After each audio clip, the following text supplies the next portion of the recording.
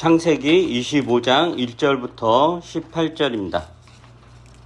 창세기 25장 1절부터 18절 제가 읽도록 하겠습니다.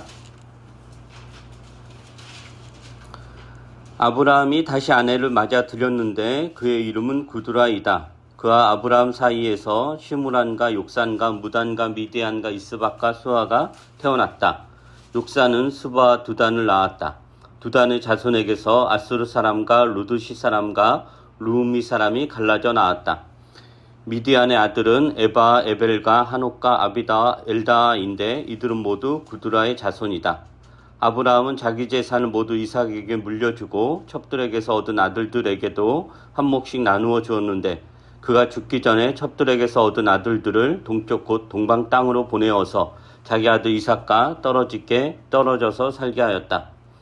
아브라함이 누린 횟수는 모두 175해이다. 아브라함은 자기가 받은 목숨대로 다 살고 아주 늙은 나이에 기운이 다하여서 숨을 거두고 세상을 떠나 조상들이 간 길로 갔다. 그의 아들 이삭과 이스마엘이 그를 막벨라 굴에 안장하였다. 그 굴은 마므레 근처 햇사람 소알의 아들 에브론의 밭에 있다. 그 밭은 아브라함이 햇사람에게서 산 것이다. 바로 그곳에서 아브라함은 그의 아내 사라와 합장되었다. 아브라함이 죽은 뒤에 하나님은 아브라함의 아들 이삭에게 복을 주셨다. 그때 이삭은 브엘라 헤로이 근처에서 살고 있었다. 사라의 여종 이집트 사람 하갈과 아브라함 사이에서 태어난 아들 이스마엘의 족보는 이러하다. 이스마엘의 아들들의 이름을 태어난 순서를 따라서 적으면 다음과 같다. 이스마엘의 맏아들은 누바요시오, 그 아래는 게달과 압부엘과 미삽과 미스마와 두마와 마사와 하닷과 데마와 여두루와 나비스와 게두마가 있다. 이 열들은 이스마엘이 낳은 아들의 이름이면서 동시에 마을과 부족의 이름이며 또한 이 사람들이 세운 12지파의 통치자들의 이름이기도 하다. 이스마엘은 모두 137해를 누린 뒤에 기운이 다하여서 숨을 거두고 세상을 떠나 조상에게로 돌아갔다. 그의 자손은 모두 하일라로부터 수르 지방에 이르는 그 일대에 흩어져서 살았다. 수르는 이집트의 동북쪽 경계북은 아시리아로 가는 길에 있다. 그들은 모든 형제들과는 적대감을 가지고 살았다. 오늘 살펴볼 본문에는 아브라함의 죽음에 대한 이야기가 나옵니다. 그게 7절부터 11절이죠. 아브라함이 175세를 살고 죽습니다. 그 8절에 보면 자기가 받은 목숨대로 다 살고 아주 늙은 나이에 기운이 다하여서 숨을 거두고 세상을 떠나 조상들이 간 길로 갔다라고 합니다. 그러니까 충분히 살다가 모든 것을 다 소진하고 숨을 거두어 안식에 들어간 것입니다. 그리고 아브라함의 장례를 누가 치르냐면은 아들 이삭과 이스마엘이 이제 같이 치릅니다. 그래서 이삭과 이스마엘이 그 아버지 아브라함을 어머니 사라가 묻혀있던 그 막벨라 굴에 안장을 하죠. 사실 이삭과 이스마엘 사이가 좋진 않죠. 좋았을 리 없잖아요. 그런데도 아버지 죽음 앞에서는 이제 같이 마음을 모아서 이제 장례를 치루었다라는 이야기를 합니다. 그게 이제 7절부터 11절인데 이 7절부터 11절의 아브라함의 죽음의 이 이야기 앞뒤 전으로 뭐가 나오냐면은 두 개의 족보가 나오죠. 그죠? 1절부터 8절에는 구두라의 족보가 나오고 그 다음에 12절부터 그 18절은 이스마엘의 족보가 이렇게 나옵니다. 왜 이렇게 배치되었는가? 이런 것들을 관점으로 오늘 설교를 하려고 합니다. 그 1절부터 6절에는 그 아브라함의 새로운 아내 구두라의 후손들에 관한 이제 족보죠. 1절부터 그 6절.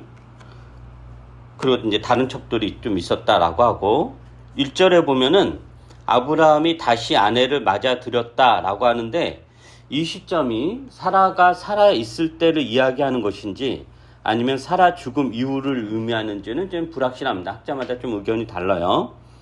그리고 6절에 보면은 첩들에게서 얻은 아들들이라는 표현이 나오잖아요. 이게 복수형으로 보아 1절에 그러니까 첩들이잖아요. 그러니까 1절에 나오는 구두라는 아내라고 표현했고 아래는 또 첩들이라고 했으니까 구두라를 이야기하는 것 같지는 않고 아마도 아브라함이 살아 있을 때이든지 아니면 죽고 나서이든지 간에 아브라함이 이제 여러 첩을 이제 드렸던 것 같아요. 그래서 자손을 받고 근데 이제 분명한 것은 다 이것은 사라가 살아 있을 때인지 죽고 나서 이제 잘 모르지만은 분명한 거는 아브라함이 뭐 새로운 아내라든가 혹은 첩을 들인 것은 이삭의 출생 이후에 벌어진 일은 이제 분명한 거예요. 이삭의 출생 전에 그런 것이 아니라, 물론 이제 오늘날에는 일부 다처제라는 게 뭐 굉장히 드물죠. 뭐 중동 지역 일부에 지금도 있지만, 그리고 어쨌든 우리가 살고 있는 사회의 관점으로는 이제 받아들이기 어렵지만, 사실 고대 근동 사회에서 뭐 지금도 마찬가지고 이제 중동 지역이라든가 이런 데서는 일부 다처제는 흔한 일이었습니다. 왜냐하면은 자녀를 많이 갖는다는 것은 신의 축복이었기 때문에, 또 자녀를 많이 가지려면 당연히 자녀를 많이 낳을 대상이 필요한 거잖아요. 그러면 부인이 여러 있을 수밖에 없고, 그 부인이 여러 있다는 것은 그만큼 그 사람이 부유하다라는 거, 그 부인들 거느릴 경제력이 된다는 거, 그만큼 신의 축복을 받았다. 뭐 그런 의미가 이렇게 되는 거죠. 그래서 당연히 아브라함도 그 시대의 사람이었기 때문에 그런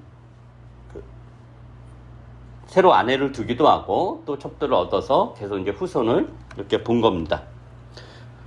그리고 아브라함이 이제 하갈과의 사이에서 이스마엘을 낳았잖아요. 이삭 낳기 전에. 그것과 이삭 출생 이후에 아브라함이 사라 이외에 또 아내를 두고 또 다른 첩들을 들이면서 다수의 자녀를 낳은 것은 좀 성격이 달라요. 어떤 면에서 성격이 다르냐면은, 하갈과의 사이에서 이스마엘을 낳은 것은 아브라함과 사라가 하나님의 약속에 대한 의심에서 한 행동이었잖아요. 하나님께서 아브라함과 사라에게 너의 씨로 후손을 번성하게 하겠다 그랬는데, 이제 그거에 전혀 안 이루어지는 거예요. 그 점점 나이가 들고 이제 애 낳을 가능성 없다라고 판단이 돼서 더 늦기 전에 사라가 이제 자기의 몸종 하갈을 아브라함에게 첩으로 드리고 그 사이에서 이제 이스마엘이 태어난 거죠. 근데 그것에 대해서 하나님이 내 약속의 성취는 그것이 아니다라고 이야기를 한 거잖아요. 그래서 그렇게 난 그 하갈과의 사이에 난 이스마엘과 그 다음에 나중에 이삭이 태어나고 나서 그 아브라함이 여러 첩을 두고 여러 후손을 본 것과는 성격이 그런 맥락에서 이렇게 다르다라는 거고, 이건 어떤 의미냐면은 이삭 출생 후에 아브라함이 여러 첩을 통해서 자녀를 본 것은 하나님이 한 약속의 성취. 그러니까 하갈과 그건 아니었잖아요. 하갈과 사이 이스마엘 그건 아니었지만은 이삭의 출생 이후에 아브라함이 여러 여자를 통해서 자녀를 많이 본 것은 하나님이 아브라함에게 하셨던 네 자손이 하늘의 별과 같이 많아질 것이다 라는 약속의 성취의 측면도 있습니다. 그러니까 아브라함의 자손이 이만큼 이제 많아졌다라는 거죠. 그리고 이제 아브라함이 자기가 이제 죽은 후에 죽으면은 당연히 그러니까 자녀가 너무 많으면 다 싸움이 일어나잖아. 재산 다툼 이런 것 때문에. 그래서 아브라함이 그걸 알아서 죽기 전에 재산 분배 다 끝내놔요. 이삭에게 대부분의 그 재산을 주고, 다른, 자녀들에게도 각자의 몫을 떼어줘. 그러니까 돈이 엄청나게 많았던 거죠. 동방의 부자였던 것 같아요. 각자의 몫을 떼어줘. 동방 땅으로 가서 살게 합니다. 그러니까 떨어져서 살게 하죠. 이삭은 이제 가나안 땅에 머물면서 사는 거잖아요. 그래서 그 첩들에게서 난 구두라의 후손들, 구두라와 사이에서 난 그 아들들이나 딸들에게 동방 땅으로 가서 살게 하고 각자의 몫을 떼어주면서 하나의 나라를, 민족을 이루면서 살 수 있도록 이렇게 만들어준다라고 하는 거죠. 그래서 1절부터 4절에 나오는 각각의 이름은 사람 이름 있잖아요. 뭐 욕산 이런 각각의 이름은 또 한편은 각각의 민족 이름이기도 해요. 부족이나 민족 이름이기도 한 거예요.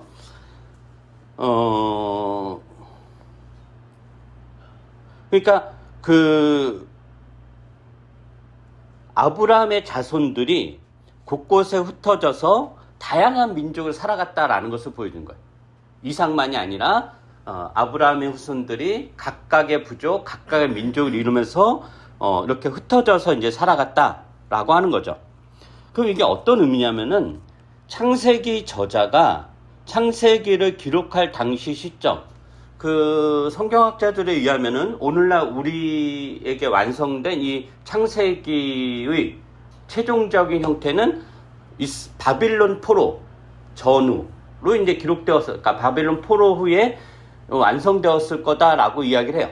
그러니까 성경이라는 게 어느 하나님 막 불러주고 이렇게 쓴 게 아니라 오랜 수백 년의 세월 동안 이렇게 편집되고 가감되고 하면서 이제 지금 우리가 보는 쓰는 창세기로 완성이 된 건데, 그 최종적 완성이 바빌론 포로 후다라고 대부분 이제 성경학자들이 그 이야기를 합니다. 그러면은 이 창세기 저자가 이 창세기를 기록할 당시 시점에는 지금 여기 나오는 각각의 민족들이 전혀 이질적인 민족이고 전혀 관련이 없고 오히려 서로 원수처럼 지내고 서로 싸우고 경쟁하고 서로 치고받고 싸우는 그런 민족이었다라는 거죠. 그러니까 창세기를 기록할 당시에는 전혀 공통점을 찾아볼 수 없는 각각 이질적인 민족이고 또 이스라엘 백성과도 아무런 상관도 없을 민족이었을 텐데, 창세기 저자는 각각의 민족들이 어쩌면 지금 서로 원수처럼 싸우는 민족들이 한 뿌리다, 아브라함이라는 하나의 조상을 두고 있었다라는 것을 밝히는 겁니다. 그 다음에 이제 건너뛰어서 12절부터 18절은 누구의 족보냐면 이스마엘의 족보예요. 이스마엘. 알다시피 이스마엘은 아브라함과 하갈 사이에서 태어난 아들이죠. 하갈은 사라의 몸종이었는데 사라가 이제 임신을 못하자 몸종 하갈을 아브라함의 첩으로 들여보내고 하갈이 임신을 하고 이스마엘을 낳아요. 그 다음 나중에 후에 이제 사라도 이삭을 낳죠. 근데 이제 사라와 하갈이 서로 긴장 관계죠. 서로 그 하갈이 임신했을 때 사라를 업신여기기도 하고, 그리고 이제 나중에 이제 그 사라도 아이를 배워서 이삭을 낳는데, 그 나중에 이제 이스마엘이 이삭을 희롱하는 사건이 발생을 해요. 그게 어떤 일인지 구체적으로 알지 못하지만 그때 사라가 분노를 터뜨리고 결국 하갈과 이스마엘은 이제 쫓겨나요. 그러나 우리가 전에 살펴봤듯이 하나님이 이삭을 돌보셨듯이 누구도 돌봤냐면은 하갈과 이스마엘도 돌보셨다. 그래서 이스마엘이 한 민족을 이루며 살 수 있게 하셨다라는 거예요. 그 다음에 16절에 보면은 16절 보세요. 되게 흥미로운 표현인데 16절 이 열둘은 이스마엘이 낳은 아들을 이루면서 동시에 마울과 부락의 이름이며 또한 이 사람들이 세운 12지파의 총치자들의 이름이기도 하다. 이 12지파 하면은 딱 생각나는 민족이 이스라엘이잖아요. 야곱의 12아들을 통해서 그 이스라엘 민족이 형성이 된 거잖아요. 그래서 12이라는 숫자가 되게 중요한데, 근데 그 전에 이미 이스마엘이 12아들을 두고 12지파의, 그러니까 이스라엘보다 더 앞선 거죠. 이스라엘보다 더 앞선 거. 그러니까 이게 이스라엘 12지파 연상시켜주는 거죠.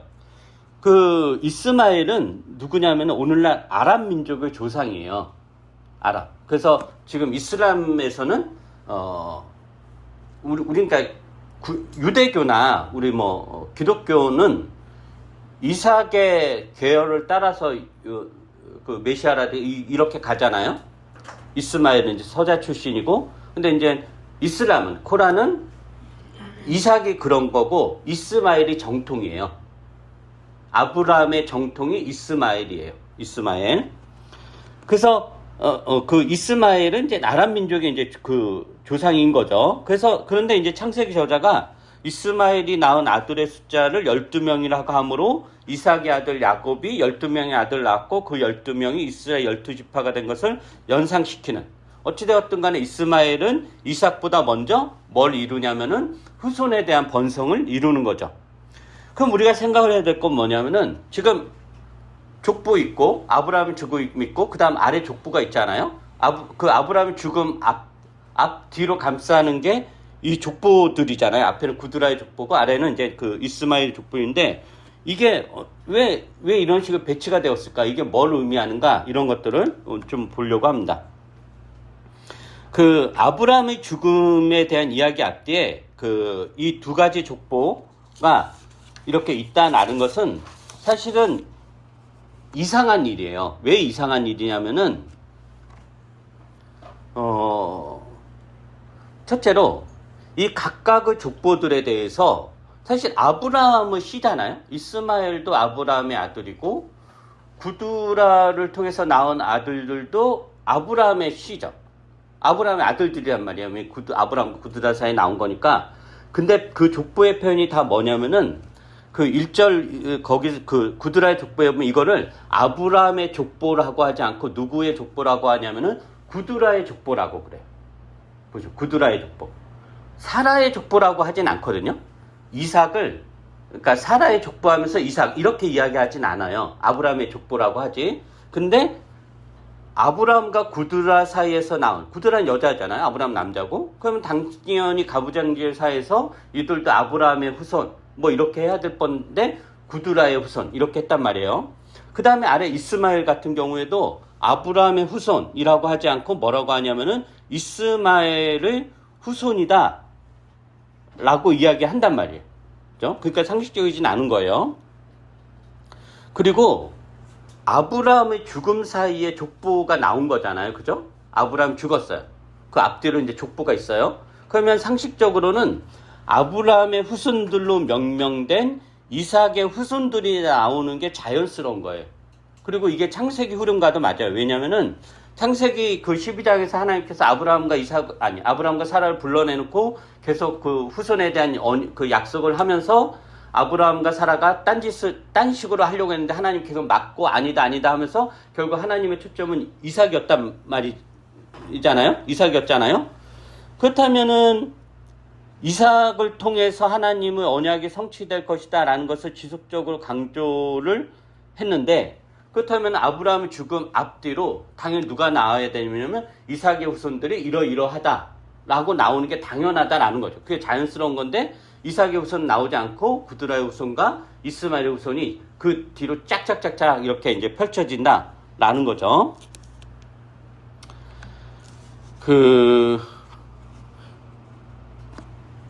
그래서 이런 맥락으로만 보면 아브라함의 죽음 전후 이야기에 당연히 나와야 되는 것은 아브라함과 사라 사이에 태어난 이삭의 후손들이 어떻게 번성했는가, 얼마나 대단한 후손을 이루었는가, 이게 나오는 게 자연스러운데 창세기 저자는 이삭의 후손들에 대한 이야기가 아니라 언약의 성취로서 배제 대상이었다. 구드라의 후손들이라든가 이스마엘은 언약의 배제 대상이었잖아요. 원래는 이스마엘을 통해서 이루나 보다 했는데 아니라고 배제된 거였잖아요. 그런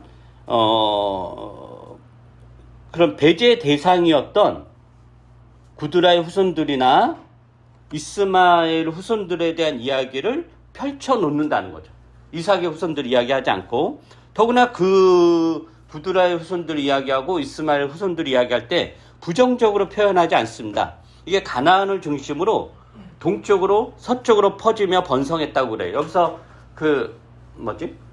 구드라의 후손들은 다 어느 쪽이었냐면 가나안을 중심으로 하면 동방이에요.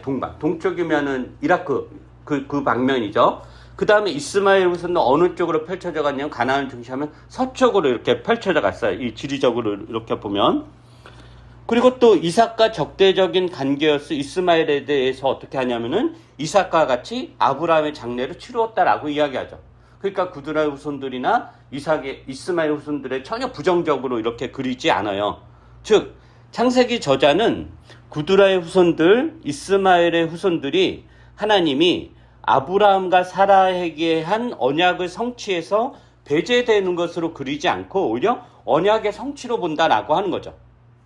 현재 아까도 이야기했듯이 우리가 보는 창세기가 그 현재 형태로 형성된 것은 바벨론 포로 시기인데, 바벨론 포로 시기의 시점에서 이 본문에 나오는 숱한 민족들은 서로 아무런 상관없이 적대적으로 원수처럼 때로는 전혀 남이라고 생각하면서 그 어떤 접점이나 연대감 없이 경쟁 상대로서 살아갔을 거예요.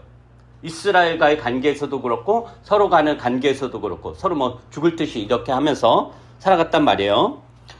특히 이스라엘 민족은 자신들이 아브라함과 이삭과 야곱의 후손이라는 정통성을 가지고 이방 민족을 업신여기거나 자신들만이 하나님의 특별한 사랑을 받는 민족이라고 여겼을 것입니다. 즉 정통성에 근거한 자부심, 자긍심, 우월감이 팽배했을 것입니다. 그런데 창세기 저자는 아브라함의 죽음 앞뒤에 이삭의 후손이 아니라 구두라의 후손과 이스마엘의 후손을 넣음으로 하나님은 이삭만 돌보시는 것이 아니라 이삭의 후손인 이스라엘 백성만 돌보시는 것이 아니라 다른 숱한 민족도 돌보신다라는 것을 이야기합니다. 다른 숱한 민족도 아브라함에게 하셨던 그 약속을 성취다라는 것을 이야기합니다. 그래서 하나님은 이스라엘만의 하나님이 아니라 온 인류의 하나님, 온 민족의 하나님이다라는 것을 이야기합니다. 그리고 이게 창세기의 창조 신앙이 증명하는 거죠. 왜냐하면 창세기 1장부터 하나님의 창조에 관련된 이야기 나왔을 때 하나님이 무슨 이스라엘 민족을 특별하게 창조한 게 아니잖아요. 그죠? 하나님은 온 세상, 온 인류, 온 민족의 창조주로 그려져요. 이게 창조 신앙이에요. 그래서 창세기 저자는 이러한 신앙을 아브라함의 죽음에 대한 기사를 다루면서 다시 한번 강조하는 것입니다. 하나님은 모두의 하나님이십니다. 이스라엘 입장에서 그 죄인들, 하나님을 대항하는 민족들, 율법을 무시하는 민족들, 이스라엘이 대만도 못한 족속들이라고 여기던 그 민족들과 그 사람들이 하나님의 돌보심의 대상이고 아브라함의 후손이고 사랑의 대상이고 언약의 성취로서의 결과다라는 것을 창세기 저자가 보여주는 것입니다.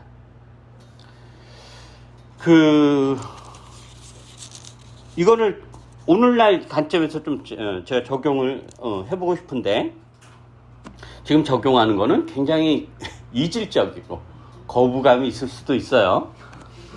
미리 판을 깔아놓고 성소자들도 굉장히 거부감이 있는 그런 걸 거예요. 대부분. 어제 이제 서울 퀴어 퍼레이드가 을지로에서 있었습니다. 하루 종일 다양한 퀴어 단체들과 LI는 이제 성소자는 아니지만 성소자 지지하는 그런 단체들 사람들을 이제 LI라고 그래요. 그 단체들이 이제 부스 행사를 진행하고 퍼레이드에 참여했습니다. 근데 이날 이제 다른 장소에서 합정동에서 그렇게 알려지지는 않았지만 이런 행사가 있었습니다. 노 프라이드 파티. 노 프라이드 파티라는 행사인데요. 이게 뭐냐, 이 성소수자에게 프라이드는 자긍심이란 뜻이잖아요. 근데 이 자긍심이란 굉장히 이제 중요한 단어예요. 왜냐면은 주류 사회에서 배제와 혐오의 대상이었던 퀴어들이 이제 벽장 속에서 나와서 자긍심, 즉 스스로 자신을 긍정하고 자신을 자랑스러워하는 거. 이게 프라이드고 이게 이제 자긍심인 거예요. 근데 이제 노 프라이드, 노가 이제 에노가 프라이드가 없다 이런 뜻이죠. 이 노 프라이드는 그러한 자긍심이 없다는 것, 즉 그러한 자긍심을 가질 수 없다는 좀 역설적 표현이고 그러한 것을 이야기하는 일종의 이제 파티인 거예요. 그 배경은 이런 거예요. 어떤 배경이냐면은 뭐 저도 자세히는 알지 못하지만 되게 이제 성소수자를 혐오하거나 혹은 혐오까지는 하지 않더라도 좀 중립적인 있는 사람 혹은 썩 긍정적이지 않은 사람들이 성소수자를 비난할 때 이제 뭐 여러 가지 대중매체나 유튜브나 이런 것 통해서 이렇게 비난하잖아요. 성소수자들은 뭐 문란하다. 성소수자들은 뭐 에이즈의 근원이다. 너희들은 약쟁이들이다. 너희들은 무슨 충이다. 너희들은 섹스에 한장한 자들이다. 이렇게 등등을 계속 이제 비난한단 말이에요. 그리고 뭐 와보지도 않았는데 기호문화축제 이런 데서 다들 발궈벗고 다닌다. 너희들은 그런 식으로 이제 비난을 해요. 그러면 이제 그러한 비난에 대해서 대부분의 성소수자들 어떻게 응답하냐면은 아니다. 그렇지 않다. 물론 그런 사람도 있지만 그것은 일부에 불과하고 아주 극히 일부에 불과하고 또 그런 사람은 이성애자들에게도 있는 일이고 성소수자 중에서 극히 일부가 그런데 너희들은 그것을 성소수자 전부를 싸잡아서 비난하고 있다. 성소수자 대부분은 그렇지 않다. 이렇게 이제 보통은 이제 응답을 하죠. 이 노프라이드 파티는 이러한 응답에 대해 문제 제기를 하는 행사인 거예요. 무슨 말인가 하면은 이제 성소수자 중에서 일부만 그런 거다, 대부분은 그렇지 않다라는 응답은 결국 그 일부에 해당하는 성소수자들 분명히 존재는 하는 거잖아요.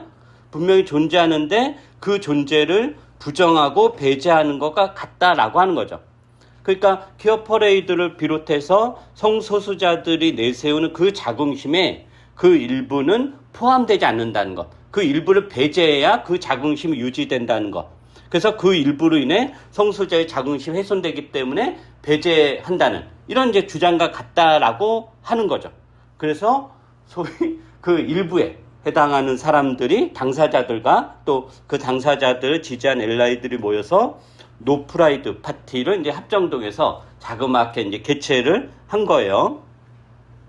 이 파티의 초대장을 제가 한번 읽어드리겠습니다. 퀴어 망명자들의 반자긍심 노 프라이드 파티에 당신을 초대합니다.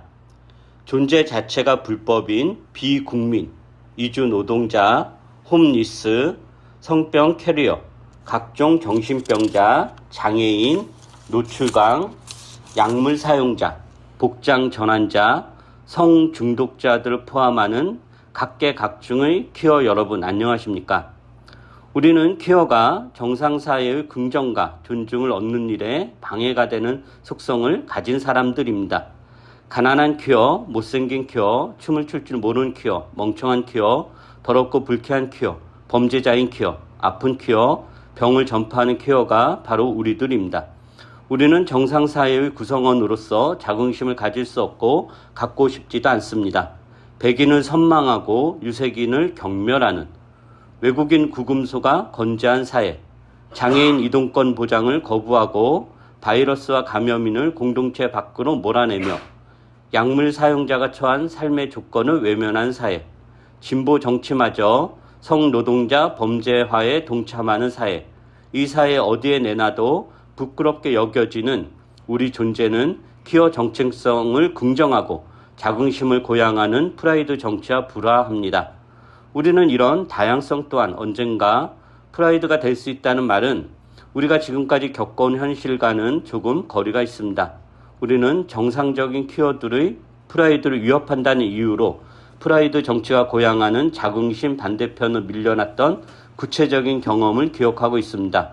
퀴어라고 해서 전부 그렇지는 않다, 일부의 문제다 라는 말에서 자꾸 일부를 담당하게 되는 우리의 이슈는 종종 퀴어의 이슈가 아닌 것으로 분리되고 퀴어 커뮤니티 내외부에서 논의되지 못하도록 은폐됩니다. 우리는 이제 경찰을 차벽 밖으로 나가려 합니다. 경찰은 우리를 지원하고 보호하는 조직이 아니기 때문입니다.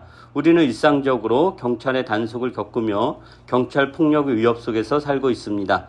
안전을 명목으로 배치된 경찰력은 경찰의 폭력성을 세탁하고 퀴어 가능성을 제한합니다. 우리는 이제 대기업 부스와 대사관 부스 사이에서 빠져나오려고 합니다. 주변화된 퀴어들을 감금하고 착취하는 거대 자본과 국가 권력의 문제의식을 느끼기 때문입니다. 퀴어를 수탈하면서도 퀴어 프라이드라는 간편을 내세우는 권력의 교묘함에 분노합니다. 우리는 이들이 이 세계의 불평등을 심화하는 인종적, 성적, 계급적 권력의 결과이자 원인이라고 생각합니다. 우리는 멋진 조명 아래서 비싼 스테이크를 써는 프라이드를 거절합니다. 그 조명은 우리의 빈곤을 비추지 않기 때문입니다. 그늘 속에 가려진 우리 중 누군가는 스테이크를 써는 사람보다 스테이크가 된 동물 쪽으로 가까이 가려고 합니다. 우리는 그렇게 일부 퀴어들이 목소리를 빼앗기는 문제를 온전히 드러내는 장소로 가려고 합니다. 프라이드 정치를 비판적으로 돌아보고 프라이드라는 이름으로 퀴어들을 탈락시키는 권력을 비판하기 위한 노프라이드 파티를 개최하려고 합니다. 우리는 구금시설에 반대하고 우리를 불법 존재로 규정하는 법에 도전하며 우리의 삶을 범죄화하는 행포에 저항합니다. 물론 이런 주장에 대해서 대부분 우리가 지금 퀴어도 관심 없는데 퀴어까지 관심 있겠어요? 대부분 관심 없을 거고 부정적이기도 할 것입니다. 물론 저도 이런 주장이나 움직임에 대해서 좀 정리되지 않은 복잡한 생각과 태도를 가지고 있습니다. 그런데 제가 이것을 여러분에게 소개하는 이유는 성경은 다양한 이야기를 담고 있으며 그 성경 안에서 서로 상충된 이야기들이 다양하게 표현됩니다. 성경은 매우 도덕적인 책 같고 바른 생활의 표본 같지만 우리가 오늘 읽었던 잠언처럼 또 한편으로는 시아버지와 며느리가 관계를 하고 그 사이에서 태어난 아들이 혹은 또는 창녀가 예수 그리스도의 족보에 들어가서 언약의 백성으로 당당히 기록되기도 합니다. 성경은 상충적이고 다양한 이야기가 어떻게 보면 표면적으로 보면 일관적이지 않은 그 다양한 이야기들이 있습니다. 그러니까 정통 이스라엘 입장에서 아브라함의 죽음의 앞뒤에 놓여있는 구드라의 후손들, 이스마엘의 후손들에 대한 이야기는 매우 당황스러웠을 것입니다. 지금 제가 읽었던 글을 읽는 여러분의 당황스러움 이상으로 당황스러웠을 거예요.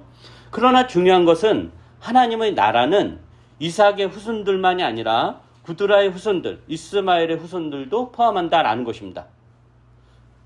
신약에 와서 예수 그리스도는 어떠하셨을까요? 마태복음 9장을 한번 볼까요? 이걸 보고 오늘 설교를 마무리 좀 해보려고 합니다. 마태복음 9장 10절부터 12절입니다.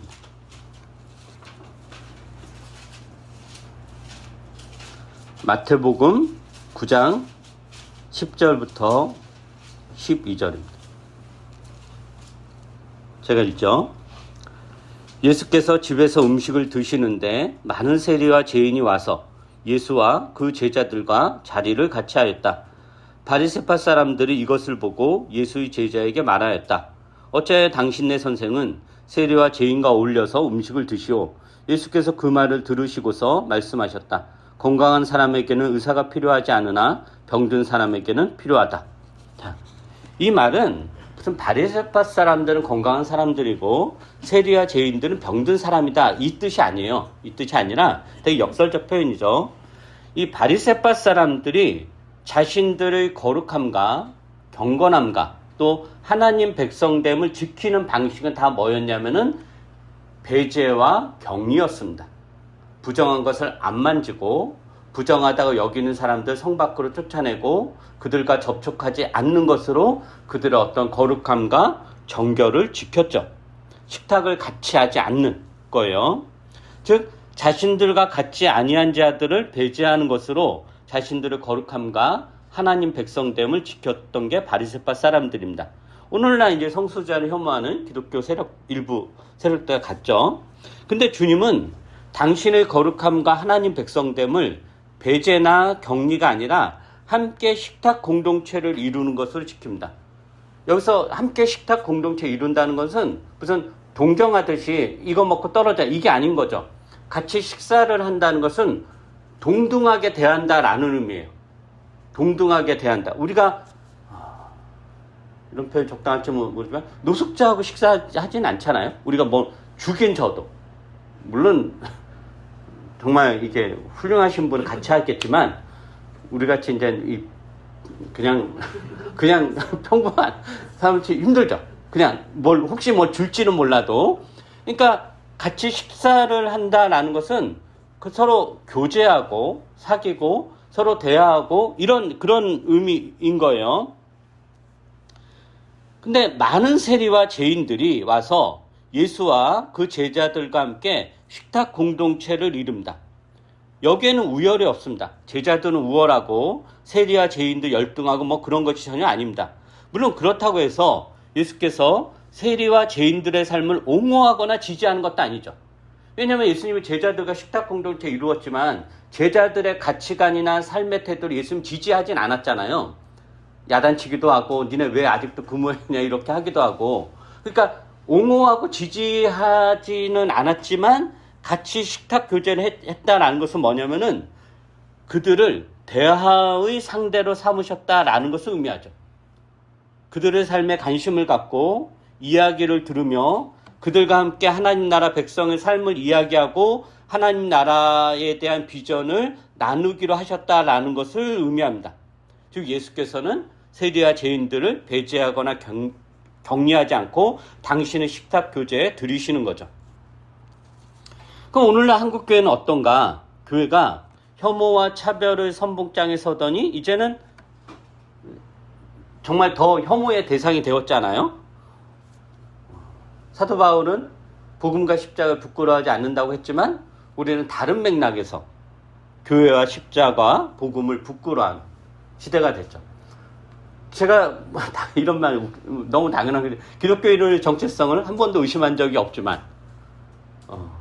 그거에 대한 나름대로 자긍심 가지지만 제일 정말 부끄럽고 창피하고 막 그런 날이 딱 어제 같은 날이죠. 이렇게 하면 정말 이 기독교인들이 그러니까 좀 이렇게 좀 세련되게 하면 참 혐오지만 멋지다 할 텐데 전혀 세련되지 않은 막 빨간 모습 십자가 지고 채찍을 때리고 막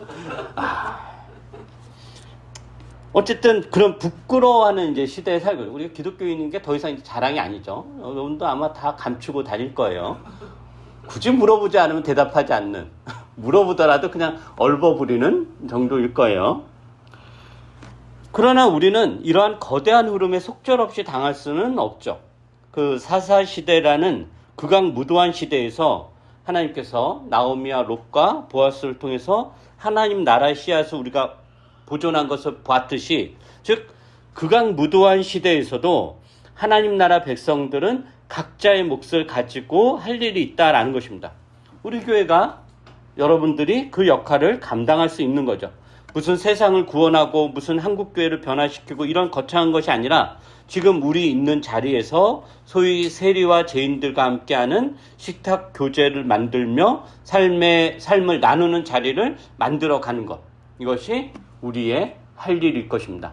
그리고 이것은 우리가 신자된 이것으로도 우리는 신자된 어떤 역할을 충분히 하는 것이지 않을까라는 생각을 해봅니다. 기도하겠습니다.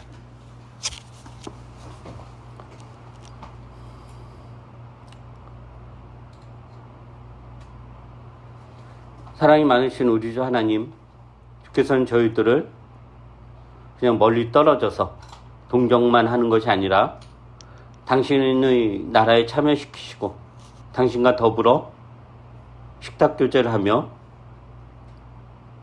삶을 나누고 당신의 이야기를 들려주시고 또 우리의 이야기를 들어주시며 우리와 더불어 같이 하나님 나라를 이루어 간다라는 것을 우리가 다시 한번 확인합니다.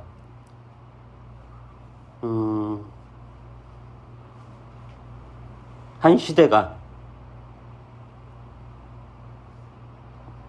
얼마나 건강한지 건강하지 않은지를 보는 그런 시금석들이 몇 가지가 있을 텐데 그 어떤 사람이라도 공동체에서 이 사회에서 배제되지 않고 그들이 가진 어떤 역량이나 이런 것과 상관없이 그 누구도 배제되지 않고 이야기되고 발언권을 가지고 같이 의논하고 의견을 나누며 같이 공동의 선을 모색해가는 그러한 사회가 건강한 사회일 텐데 우리 사회가 그러한 사회인지 다시 한번 돌아보게 됩니다. 하나님의 백성들인 저희들이 이 거대한 이 세상에서 우리가 무엇을 다 할 수는 없지만 지금 있는 자리에서 아주 작은 역할이라도 할 수 있도록 내 이웃들, 내가 만난 친구들, 내가 속한 공동체에서 그 예수님께서 하셨던 것처럼 그 세리와 죄인들 친구가 되고 같이 더불어 이야기를 나누는 그런 신자들이 될 수 있도록 은혜를 베풀어 주시옵소서. 우리 교회가 그러한 방향으로 잘 갈 수 있도록 도와주시옵소서. 예수님 이름으로 기도합니다. 아멘.